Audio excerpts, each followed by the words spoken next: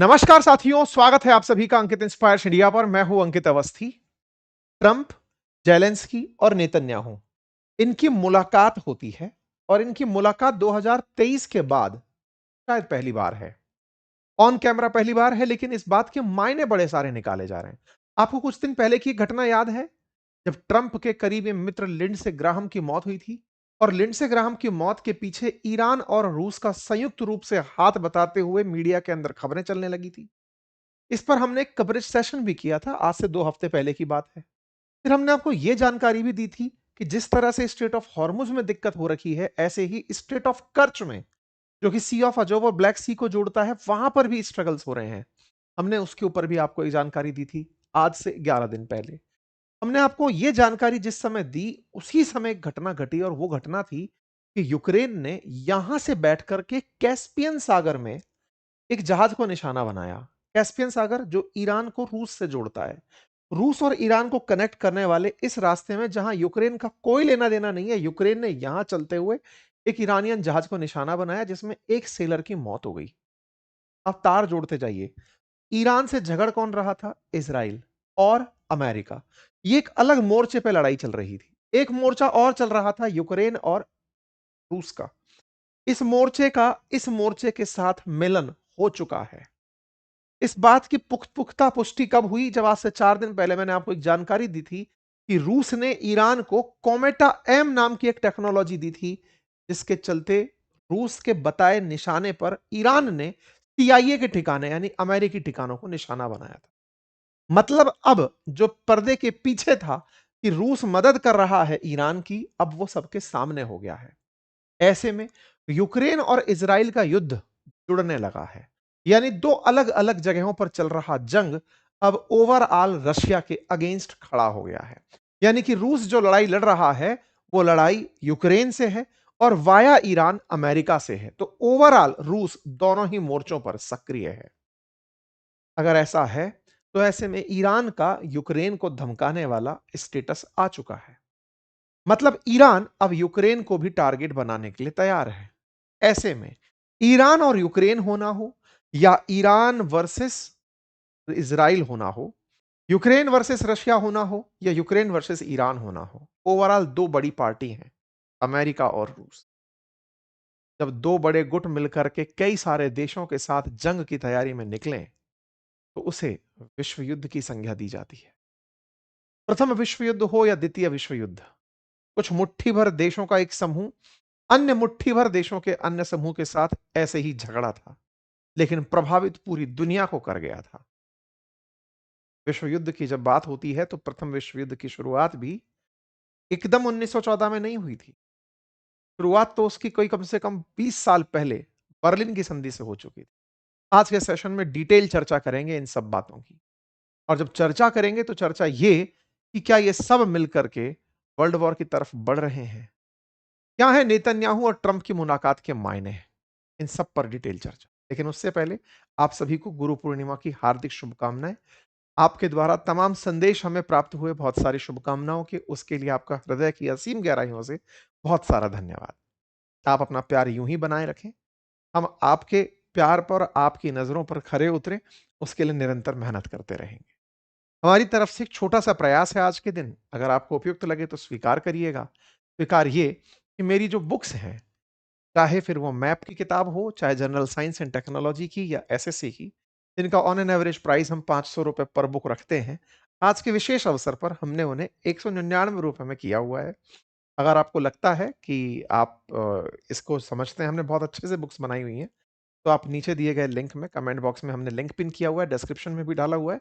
अपने ऑर्डर्स को आज ही बुक कर दें। ये विशेष ऑफर है, ये सामान्यतः हम बुक्स पर ऑफर नहीं लेकर आते, लेकिन गुरु पूर्णिमा के अवसर पर एक छोटा सा प्रयास हमारी तरफ से, आप इसे स्वीकार कर सकते हैं। चलिए आगे बढ़ते हैं। साथियों, चर्चा कर रहे हैं डोनाल्ड ट्रंप से हाल ही में मुलाकात की। कौन किससे मिल लिया? तो व्हाइट हाउस के अंदर इजराइल और यूक्रेन के राष्ट्रीय अध्यक्ष जाकर ट्रंप से मुलाकात कर लिए। लेकिन ये मुलाकात ऐसी थी कि ये मीडिया के सामने ना होते हुए मीडिया के सामने थी। मतलब ये पीछे बैरिकेटिंग्स के थ्रू, गेट के बाद पीछे से उतरते हुए जेलेंस्की दिखाई देते हैं और राष्ट्रपति के कार्यालय में जाते हुए दिखाई पड़ते हैं। यहां से जेलेंस्की के आते हुए जाना, ये एक तस्वीर बाहर निकल कर आती है। मीडिया अलाउड नहीं थी इस वार्ता के दौरान। ज़ेलेंस्की से मुलाकात, ऐसे ही नेतन्याहू से मुलाकात। नेतन्याहू की भी गाड़ी आती है, ऐसे ही मुलाकात के लिए वो भी राष्ट्रपति से मिलने जाते हैं। सामान्यतया राष्ट्रपति जब भी मिलते हैं, तुरंत उठाकर ओवल ऑफिस में ले जाते हैं, तस्वीर पब्लिक के सामने बाहर आ जाती है कि लीजिए मिल लिए। दोनों से अलग-अलग 1-1 घंटे से अधिक बातचीत की गई। ज़ेलेंस्की से लगभग 1 घंटे, नेतन्याहू से लगभग 90 मिनट बातचीत की गई। अलग-अलग बैठ कर के बातचीत हुई और फिर बातचीत के बाद पब्लिक की तस्वीरें सामने आना शुरू हुई। ये जो तस्वीरें हैं, ये अलग से हुई बातचीत के बाद की तस्वीरें हैं, यानी कि इनके साथ अलग से भी बात हुई और उसके बाद पब्लिक के सामने भी बातचीत हुई। तस्वीरें कुछ इस प्रकार से निकल कर आई। 28 जुलाई की ये तस्वीरें हैं। प्रधानमंत्री कार्यालय की तरफ से तस्वीरें यूँ जारी की गई, जिसमें नेतन्याहू बड़े ही कंफर्टेबल अंदाज में राष्ट्रपति के सामने पैर पर पैर रखकर बैठे हुए दिखाई दिए, जिसको काफ़ी ज़्यादा ईरान की तरफ से ट्रोल किया गया कि नेतन्याहू इतने कंफर्टेबल हैं ट्रंप के सामने, क्योंकि युद्ध तो बोले मैं ही करा रहा हूँ। खैर जो भी है। इस तरह की तस्वीरों के मायने निकाले जाने शुरू हुए। आपको याद होगा, कुछ दिन पहले जेडी वेंस का एक बयान बहुत ज़्यादा चर्चित था, जिसमें वो इज़राइल से कह रहे थे कि तुम मानते क्यों नहीं हो? हमारे बिना या अमेरिका के सिवाय तुम्हारे साथ कोई नहीं है। नेतन्याहू के साथ लेकिन इस तस्वीर के आज मायने दर्शाते हैं कि इज़राइल ने दोनों को ही एक टाई में लाकर टाई कर दिया है। मतलब ये कि नेतन्याहू यानी कि इज़राइल इतना शक्तिशाली राष्ट्र बनकर उभरा है कि अमेरिकी राष्ट्रपति और उपराष्ट्रपति दोनों उसकी सुर में आकर सुर मिला रहे हैं और लगातार बीते कई दिनों से ईरान पर बम बरसा रहे हैं। आपको याद होगा कि अमेरिका और ईरान तो संधि कर बैठे थे पाकिस्तान की मदद से। पाकिस्तान विश्व पटल पर समझौते के लिए मध्यस्थ की भूमिका में उभर कर सामने आया था, लेकिन वो मध्यस्थता इज़राइल ने टिकने नहीं दी। लगातार 2 हफ्ते से अधिक समय हो चुका है, अमेरिका ईरान पर रोज बम बरसाता है। बीते 2 दिन से उसने छोड़ रखा है कि ठीक है फिर बरसाएँगे। लेकिन अब जाकर खबर आती है कि इज़राइल की तरफ से अमेरिका को कुछ पिन पॉइंट जगह बताई गई हैं, कुछ ऐसे पहाड़ ट्रंप उनको पब्लिक में भी बता दिए कि अब इनको निशाना बनाएँगे हम। वो कौन-सी जगह हैं उसकी भी मैं आपके सामने चर्चा करूँगा। यहाँ पर तस्वीरों में नेतन्याहू मिलने से पहले अपने सलाहकारों से मिलते हुए उनकी तस्वीरें आती हैं और मिलने के बाद में फिर आप मिलकर के ट्रंप से मुलाकात करते हैं, ये जारी चर्चा निकलती है। ऐसे ही यूक्रेन के राष्ट्रपति जेलेंस्की की भी मुलाकात अमेरिकी राष्ट्रपति से होती है, जहां पर वो पैट्रियट मिसाइल की बात करते हुए पाए जाते हैं कि साहब पैट्रियट मिसाइल हमें दें। ये वो बातें हैं जो पब्लिक में आई, लेकिन जो इन्होंने पर्दे के पीछे बातचीत करी, जो बाहर नहीं निकल कर आई, उनसे ही कयास लगाए जा रहे हैं। इन दोनों ही मीटिंग्स में एक सबसे बड़ी चर्चा थी कि अमेरिकी राष्ट्रपति के साथ-साथ ये दोनों लोग भी आपस में बतियाए हैं। ये बतियाने का मौका कैसे निकल कर आया, इसकी क्या कहानी है? कहानी फिर से लिंडसे ग्राहम से जुड़ी हुई है। लिंडसे ग्राहम से कैसे जुड़ी हुई है? लिंडसे ग्राहम ट्रंप के मित्र थे और लगातार रूस के खिलाफ यूक्रेन की मदद कर रहे थे। यूक्रेन की मदद के लिए ही वो एक बिल लेकर आ रहे थे, जिसमें रूस से तेल खरीदने वाले देशों पर 100% तक टैरिफ लगाने की बात कही गई थी। आपको ध्यान होगा ये 500% टैरिफ की बात कर रहे थे। कहा जाता है कि लिंडसे ग्राहम को, जो कि सीनेटर थे, अमेरिका के सीनेटर थे, सांसद थे, 100 में से एक थे। 100 सांसद होते हैं सीनेट के अंदर अमेरिका में, उनमें से एक ये थे, जो कि सत्ता पक्ष और विपक्ष दोनों के सांसदों को साथ लेकर, बाइपार्टीशन सांसदों को साथ लेकर रूस से तेल खरीदने वाले देशों पर 500% तक टैरिफ की मांग कर रहे थे। लिंडसे ग्राहम तो नहीं बचे, लेकिन 86 सांसदों ने इनके सुझाए हुए बिल पर दस्तखत कर दिए हैं।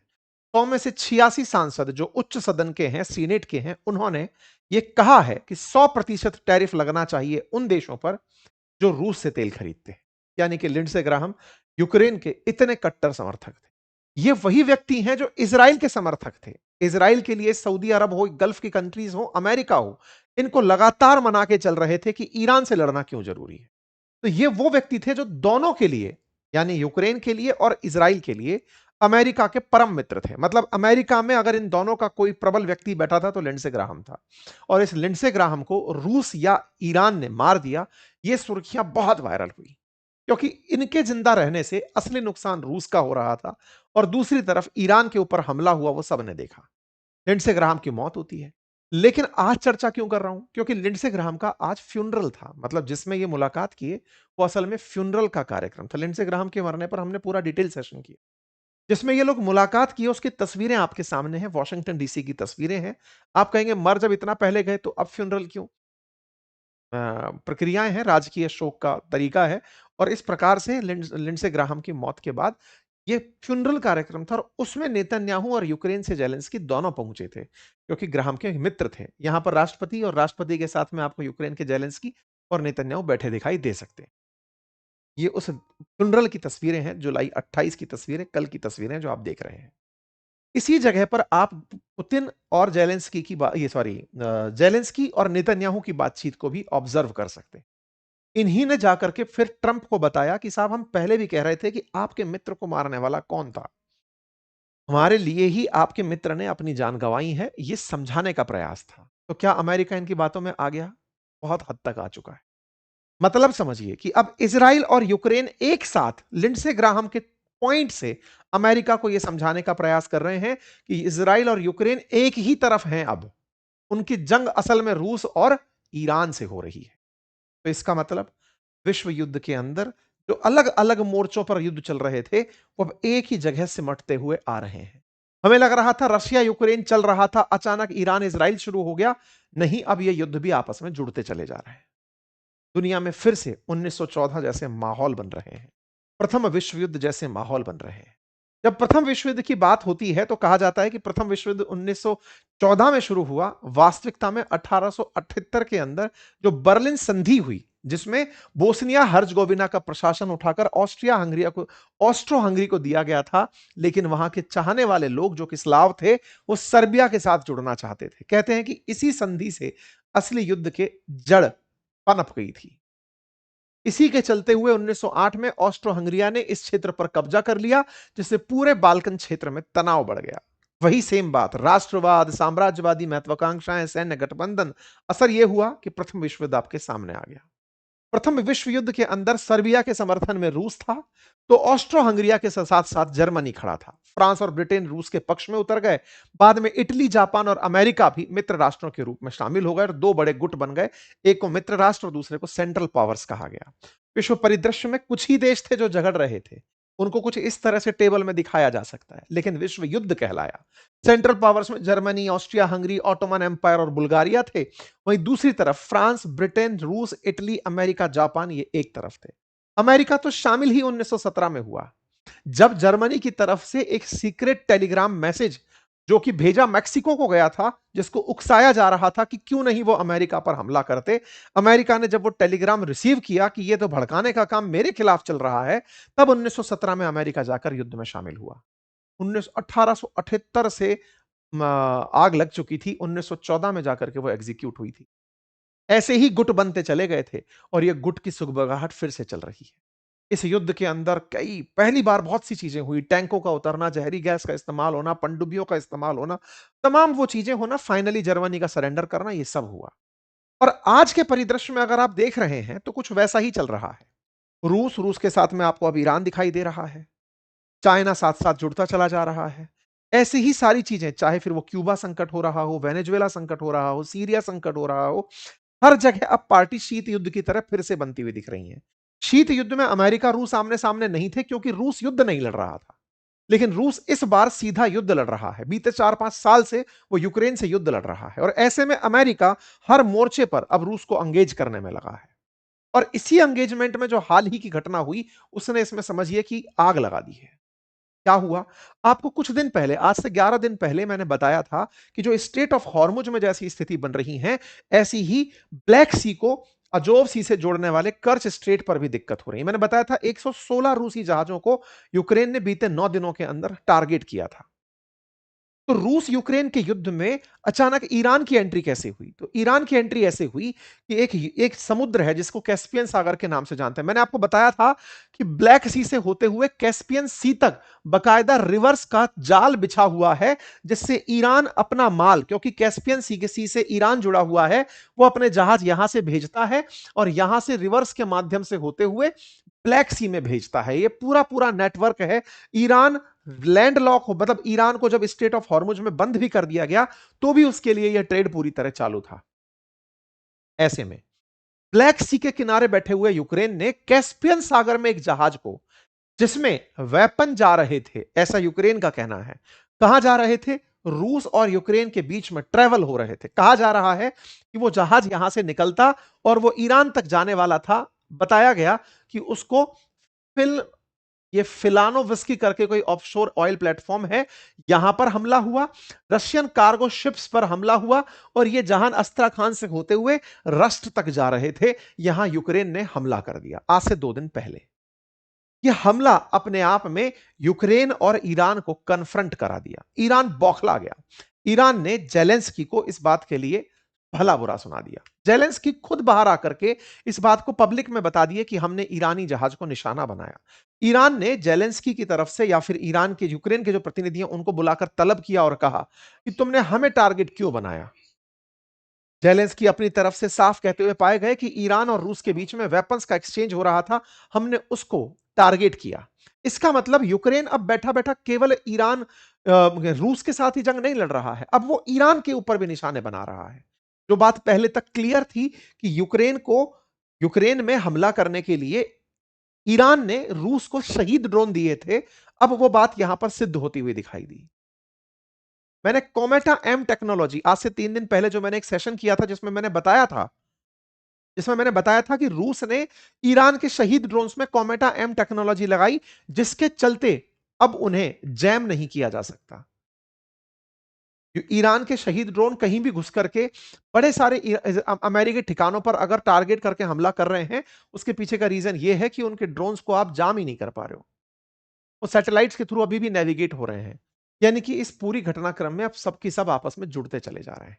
ईरान ने तलब करके यूक्रेन को कहा कि आप यूरोप को युद्ध में घसीट रहे हो, अगर ऐसा हुआ तो फिर हम रिटेलिएट करेंगे। इसका मतलब यूरोप भी अगर यूक्रेन के वाया इसमें इन्वॉल्व होता है तो युद्ध का दायरा बड़ा हो जाएगा, और युद्ध का दायरा अगर बड़ा होता है तो विश्व पर व्यापक असर होगा। हालांकि इस बात पर ईरान और यूक्रेन ने आपसी बातचीत करके इसको सुलझा लिया, ऐसा पता लगा खबरों के माध्यम से। लेकिन जैसे ही ट्रंप से इजराइल के नेतन्याहू और यूक्रेन के जेलेंस्की की मुलाकात हुई, उसके बाद सारे के सारे मायने फिर बदलने लगे।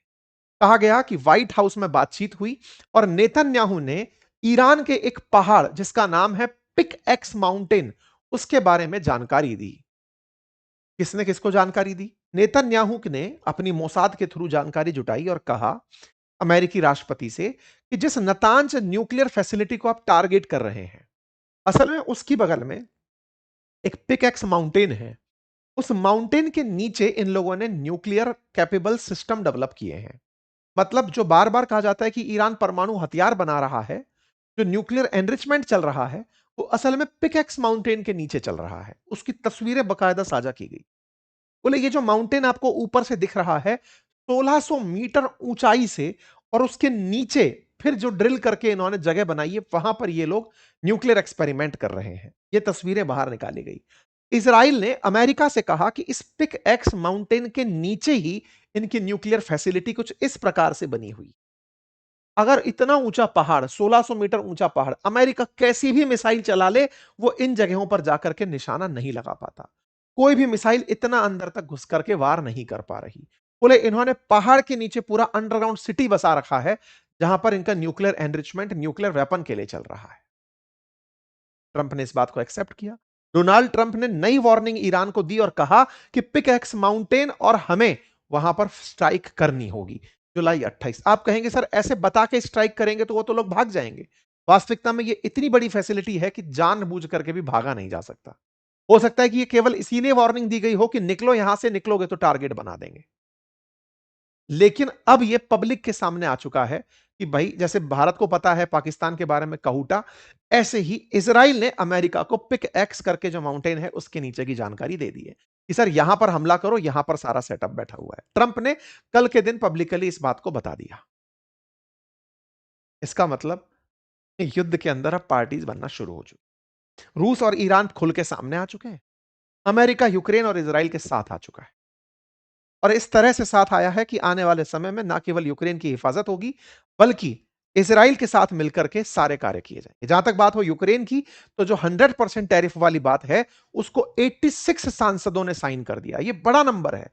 12 ही केवल अगेंस्ट में गए, 86 सांसदों ने रूस से तेल खरीदने वाले देशों पर 100% टैरिफ लगाने पर साइन कर दिए हैं। इसके बाद रिप्रेजेंटेटिव्स जो हैं उनके पास जाएगा, हाउस ऑफ रिप्रेजेंटेटिव्स के पास, और अमेरिकी राष्ट्रपति के पास मिल जाएगा। लेकिन यह बड़ा नंबर है। एक और मोर्चा खुला है, और वो खुला ये कि यूएस और सऊदी की फोर्सेस ने मिलकर के इराक में हमला कर दिया है। ये आज की ताजा खबर है और उस खबर का मायना ये निकला गया है कि 20 लोग मारे गए। इस पर इराक में हमला होने पर इराक तो बौखलाया ही, ईरान भी बौखला गया, क्योंकि असल में इराक के अंदर ईरान के सपोर्टर्स काम कर रहे थे। इतने मोर्चे खुल चुके हैं। इन सारे मोर्चों में जो सुगबुगाहट है वो इस बात की, युद्ध का दायरा बढ़ता जा रहा है। अब ये कितने साल लेता है नहीं पता, लेकिन शायद इस युद्ध को शांत करने के लिए कोई बहुत भीषण हादसा, कोई भीषण दुर्घटना या कोई भीषण हमला शायद हो और तब जाकर ये पूर्ण विराम तक पहुंचे। बाकी आप लोगों को क्या लगता है? अपनी राय कमेंट बॉक्स में जरूर बताइए। चैनल पर नए हैं तो सब्सक्राइब कर लीजिए। बाकी गुरु पूर्णिमा पर आप सभी को बहुत सारी शुभकामनाएं एक बार फिर। और हमारी पुस्तकें जो आपके लिए हमने आज विशेष ऑफर में निकाली हैं, आप चाहें तो उन्हें ले सकते हैं। लिंक कमेंट बॉक्स में पिन है। हम सामान्यतया ऑफर नहीं लाते किताबों के ऊपर, लेकिन ये आज के खास अवसर पर टीम का आग्रह था कि इस तरह से कुछ किया जाए। हम आपके सामने लेकर आए हैं। धन्यवाद।